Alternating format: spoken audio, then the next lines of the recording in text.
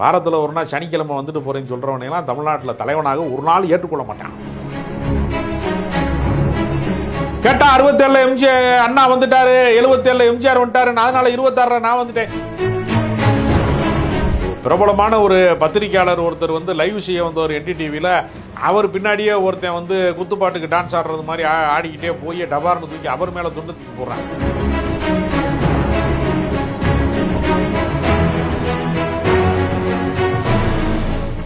திமுகவில் இருக்க எல்லா கொள்கையும் அப்படியே காப்பி பேஸ்ட் பண்ணி அவர் கொள்கைன்னு சொல்றாரு. அந்த கட்சி கட்டமைப்பு எப்படி இருக்குன்னா, யாருமே அரசியல் படுத்தப்படாமல் எல்லாருமே மெச்சூரிட்டி இல்லாதவனா, அறவேக்கானா, தற்குறியா, விசில் அடிக்கிறவனா, துண்டை தூக்கி போடுறவனா, கிரீஸ் தடவு வாங்கலாம், கிரீஸை வலிச்சு எடுத்துட்டு மேலே ஒருத்தன் ஏறுவானா, அவனை தூக்கி குரங்கு குட்டியை போட்ட மாதிரி தூக்கி போடுவாங்களாம்.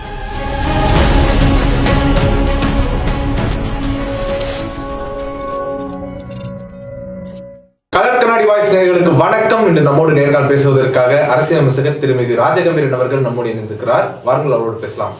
வணக்கம் சார். வணக்கம். தமிழக வெற்றி கழகத்தினுடைய சுற்றுப்பயண அரசியல் அப்படிங்கிறது தொடங்கி இருக்குது. தமிழக வெற்றி கழகத்தினுடைய தலைவர் விஜய் திருச்சியில தொடங்கி அரியலூர் வரைக்கும் நிறைய விஷயங்கள் பேசியிருக்கிறாரு. எப்படி பாக்குறீங்க அவருடைய பயணத்தை? விஜய் அவர்கள் வந்து களத்துக்கே வரவில்லை என்கிற விமர்சனத்தை என்னை போன்றவர்களிலிருந்து பல பேர் அந்த விமர்சனத்தை கடுமையாக முன்வைத்தார்கள்.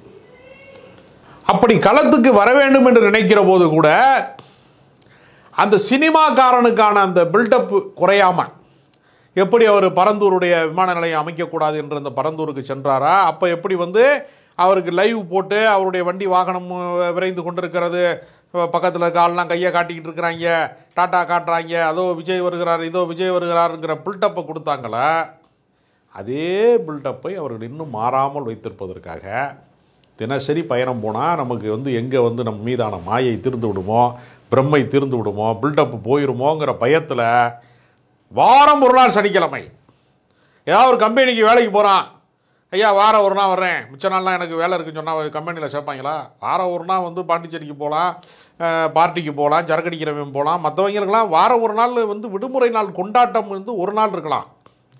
அரசியலை விடுமுறை நாள் கொண்டாட்டத்தை போல ஒருத்தர் நடத்தணும்னு நினைக்கிறாருன்னா அது என்ன வகையான அரசியலா இருக்க முடியும்? இல்ல, மக்களுக்கு தொல்லை கொடுத்துடக்கூடாது, காலேஜ் ஸ்கூல் பசங்களுக்கு எல்லாம் வந்துட்டு இடையூறா இருந்துடக்கூடாது அப்படிங்கிறதுக்காக தான் இப்படி எல்லாம் பண்றோம் அப்படின்னு சொல்றாரு. அதாங்க, ஒவ்வொரு நாளும் மாலை பொழுதுதாங்க கூட்டம் நடக்கும்.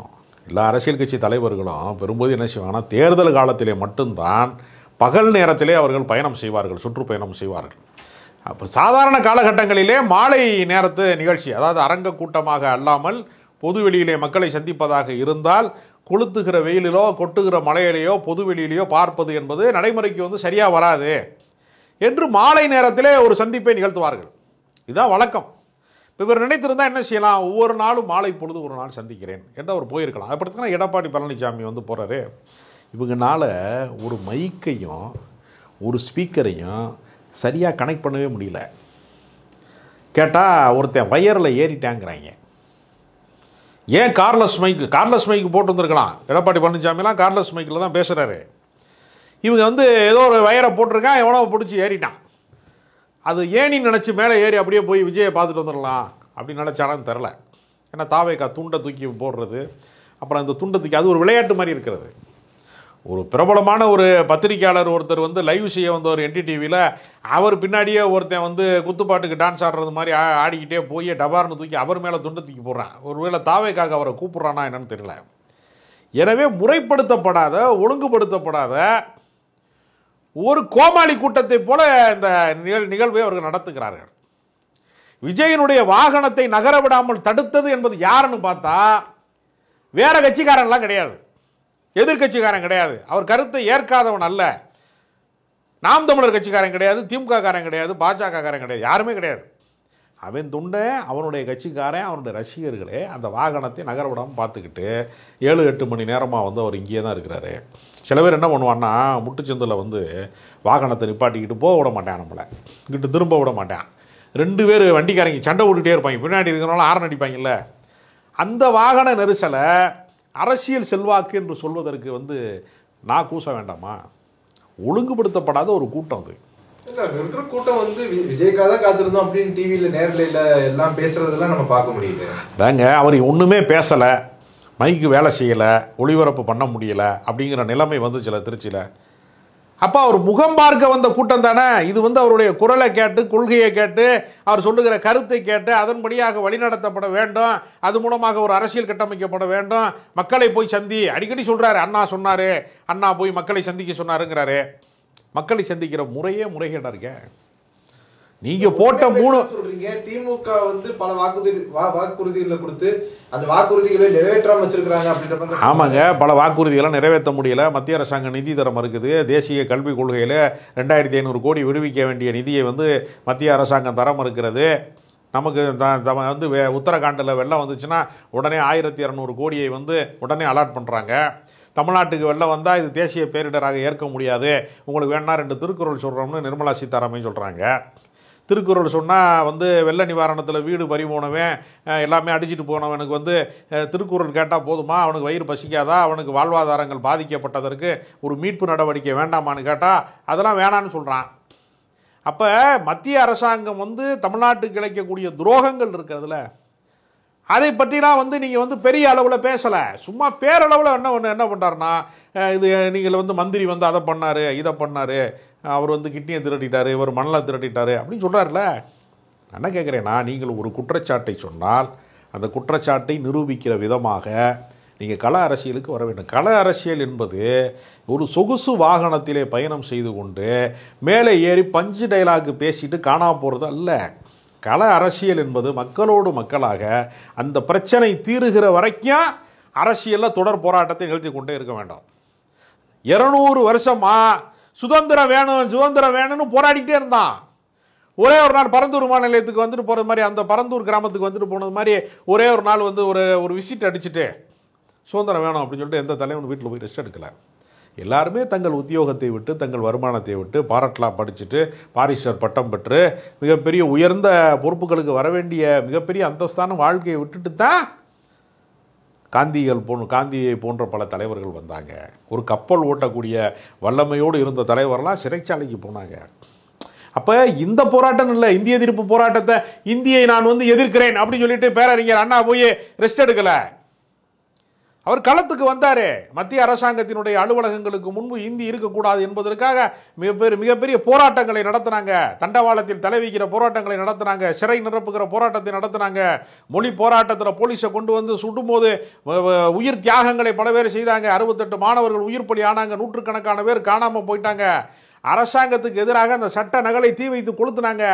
இப்படி கள அரசியலின் மூலமாகத்தான் மற்ற ஒன்றிய அரசாங்கத்தை பணியை செய்தார்களே தவிர அறிக்கை வெளியிடுறது, இந்த மாதிரி இந்த எக்ஸ் தளத்தில் விடுறது, இன்ஸ்டாகிராமில் கட்சி நடத்துறது மாதிரி ஊடக அரசியலை அவர்கள் நடத்தவில்லை. ஒவ்வொரு மனதுக்குள்ளேயும் ஊடாக ஒவ்வொரு மனதினுடைய கதவுகளையும் திறந்து தலைவர்கள் மக்கள் மன்றத்திலே போய் கலந்தார்கள். அதனால தான் அது வெற்றி பெற முடிந்தது. நீங்கள் தொலைதூரத்தில் இருக்கிற வரைக்கும், ஒரு நட்சத்திரமாக நீங்கள் இருக்கிற வரைக்கும் உள்ள வியப்பை மட்டுமே வைத்து கொண்டு, அதை சீமான் கூட சொல்கிறார், அஜித் வந்தாலும் கூட்டம் வரும், ரஜினிகாந்த் வந்தாலும் கூட்டம் வரும், நயன்தாரா வந்தாலும் கூட்டம் வரும், அவர்கள் புகழை வியாபாரம் செய்யவில்லை என்று சீமான் போன்றவர்கள் சொல்கிறாங்க. அப்போ நிலைமை என்னன்னா, களத்துக்கு வருவது என்பது ஷோ காட்டுறது அல்ல. ஆனால் விஜய் இன்னும் அரசியல்படுத்தப்படாமல் தன் கட்சியையும் வைத்திருக்கிறார். நீங்கள் பெரிய தலைவர்களாக இருக்கிறவங்க, அரசியல் அனுபவம் மிக்கவர்களாக இருக்கிறவங்க, இப்போ நீங்கள் இதை விட பெரிய தலைவர்கள்லாம் வந்திருக்கிறாங்க. அப்போலாம் அந்த மீட்டிங் பாயிண்டில் கரெக்டாக அந்த ஸ்பாட்டுக்கு வருவாங்க.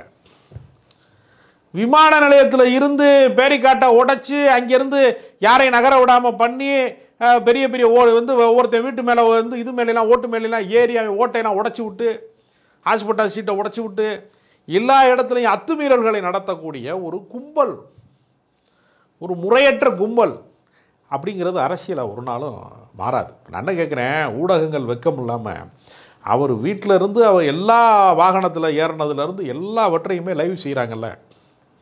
பாரத் ஜோடோ யாத்திரை என்று ராகுல் காந்தி இந்தியா முழுக்க நடைபயணம் போனார்.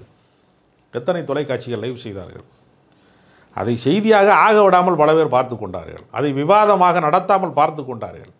அப்போ உண்மையான அரசியல் போராட்டங்களை எல்லாம் புறக்கணிக்கிற, இருட்டடிப்பு செய்கிற இவர்கள் எத்தனையோ மாநாடு நடந்திருக்கிறது. மதுரையில் வந்து சிபிஎம்னுடைய மாநாடு நடந்தது, கம்யூனிஸ்ட் கட்சியோட மாநாடு.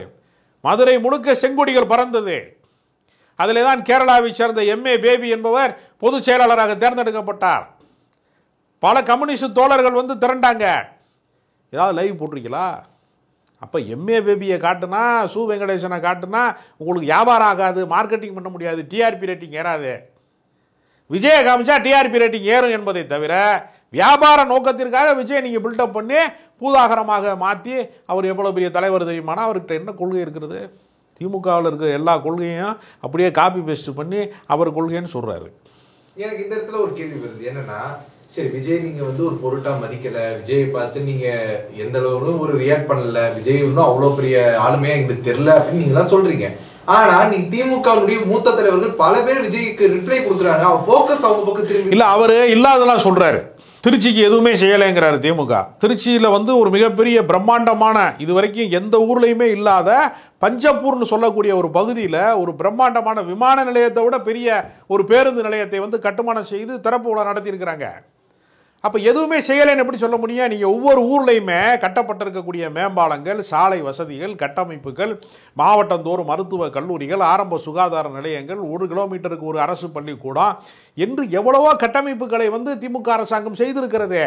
இந்த கட்டமைப்பை வேறொரு மாநிலத்திலே பார்க்க முடியுமா என்று கேட்டால் பார்க்க முடியல. உத்தரப்பிரதேசத்திலேயோ மகாராஷ்டிரத்திலேயோ இப்படிப்பட்ட உள்கட்டமைப்பு கொண்டிருக்கக்கூடிய நவீன வசதியோடு கூடியிருக்கக்கூடிய ஒரு வாய்ப்பு உருவாவதற்கு இன்னும் 50 ஆண்டு காலம் ஆகும்னு சொல்லக்கூடிய அளவுக்கு வளர்ச்சி பின்தங்கி இருக்கிறது பிற மாநிலங்களில்.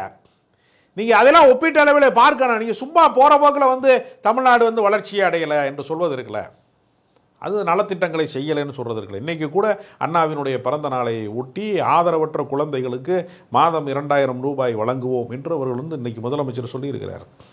இப்போ எத்தனையோ நலத்திட்டங்களை தொடர்ந்து உருவாக்கி இருக்கிறாங்க. முதல் தலைமுறை பட்டதாரியாக இருக்கிறவர்களுக்கு மாதம் 1000 ரூபாய் அரசாங்கம் உதவி கொடுக்கிறது. நான் முதல்வன் திட்டத்தின் வழியாக உதவுகிறார்கள். அதே மாதிரியே அறிவு வாசலை திறப்பதற்காக வேண்டி தமிழ்நாட்டிலே ஆகப்பெரிய நூலகங்களை திறக்கிறார்கள். டிஎன்பிசி எக்ஸாம் மாதிரி சர்வீஸ் கமிஷன்லாம் எழுதி இளைஞர்கள் வந்து அரசு வேலைகளுக்கு போவதற்கான பயிற்சி மையங்களை அரசாங்கம் இலவசமாக நடத்தி கொடுக்கிறது. சென்னையில் வந்து சென்னாய் நகரில் ஒரு மிகப்பெரிய அளவில் பிரம்மாண்டமான தேர்வு மையம் தயாரிப்பதற்கான தேர்வு மையத்தை, பயிற்சி மையங்களை உருவாக்குறாங்க. அப்போ செயல் திட்டங்களே நடக்கவே இல்லை.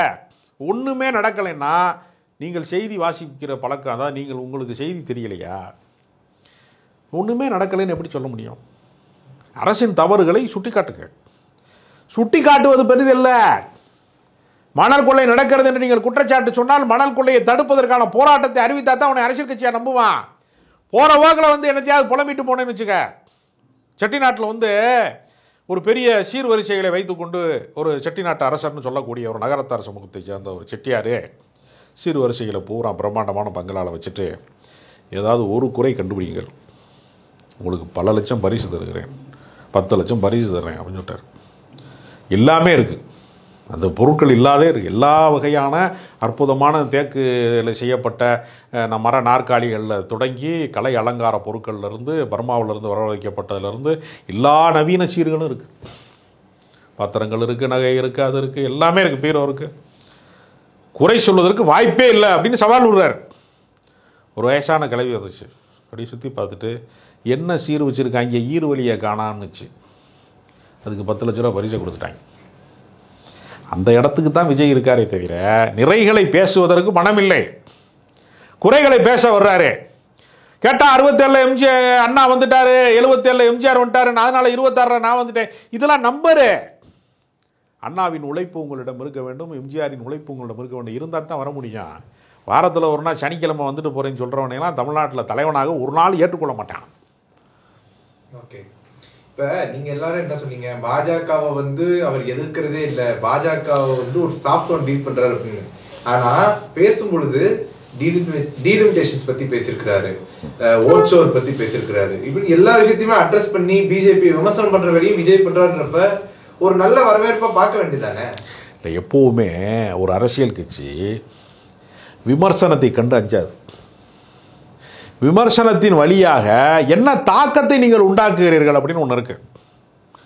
களத்தில் அது என்ன விதமான விளைவுகளை உண்டாக்குகிறீர்கள் என்று ஒன்று இருக்கு. கள அரசியல் என்பது என்ன அப்படிங்கிறத விஜய் கற்றுக்கொள்ளவே இல்லை. அனுபவமிக்க ஆளுமைகளாக இருக்கக்கூடியவர்கள் யாரையுமே புஷி ஆனந்த் போன்றவர்கள் இங்கே சேர்த்து கொள்ளவே இல்லை. அந்த கட்சி கட்டமைப்பு எப்படி இருக்குன்னா, யாருமே அரசியல் படுத்தப்படாமல் எல்லாருமே மெச்சூரிட்டி இல்லாதவனா, அறவேக்காடா, தற்குறியா, விசில் அடிக்கிறவனா, துண்டை தூக்கி போடுறவனா, கிரீஸ் தடவுர் வாங்கலாம், கிரீஸை வலிச்சு எடுத்துகிட்டு மேலே ஒருத்தன் ஏறுவானா, அவனை தூக்கி குரங்கு குட்டியை போட்ட மாதிரி தூக்கி போடுவாங்களாம், மரத்துலேருந்து ஒருத்தன் குதிப்பானா என்கிற இடத்துல தான் இந்த அரசியலை வைத்திருக்கிறார்களே தவிர, ரசிகர் மனோபாவத்தில் இருந்து தொண்டர் மனோபாவத்துக்கு மாறுவதற்கே அவர்களுக்கு எத்தனை நாட்கள் ஆகும்னு தெரியல, எத்தனை வருடங்கள் ஆகும்னு நமக்கு தெரியல. இந்த தேர்தலுக்குள்ள அவர்கள் மாறி விடுவார்களா? போன மாநாட்டில் நடந்ததுக்கு இந்த மாநாட்டில் நடந்ததுக்கு ஏதாவது மாறுபாடு இருக்கா? நான் நினைக்கிறேன், கோயம்புத்தூரில் பூத் ஏஜென்ட் மாநாட்டுக்கு இதே பிரச்சனை தான். உன்னை இட்டுக்குன்னு வந்து என்னால் இட்டுக்குன்னு கொண்டு போக முடியல அப்படின்னு புஷி ஆனந்த் சொன்னார்ல, இந்த நிலையை ஏன் மாற்ற முடியல உன்னால்? நீ தமிழ்நாட்டையே தலைகீழாக புரட்ட போகிறேன், அப்படி அரசியல் மாற்றத்தை நிகழ்த்த போகிறேன்னு சொல்லியல, ஓ தொண்டனை, ஓ ரசிகனை, உன்னை பின்பற்றுகிறவனை ஏன் ஒழுங்குபடுத்த முடியல? லட்சக்கணக்கான பேர் திரளக்கூடிய எத்தனையோ திருவிழாக்கள் நடக்குதுல்ல, தேரோடும் வீதிகளில் வந்து மிகப்பெரிய அளவில் பக்தர்கள் கூடுகிற இடம் இருக்குல்ல, மதுரையில் கள்ளழகர் வந்து இறங்குறாரு, வந்து திருவிழா நடக்குதுல்ல, எத்தனையோ கூட்டங்களை வந்து ஒழுங்குபடுத்த முடியுதுல்ல.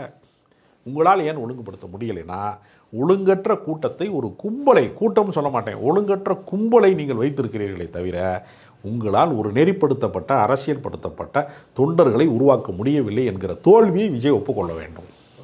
உங்களுடைய நேரத்தை ஒதுக்கி எங்களோட கருத்துக்களை பண்ணமைக்கு நன்றி சார்.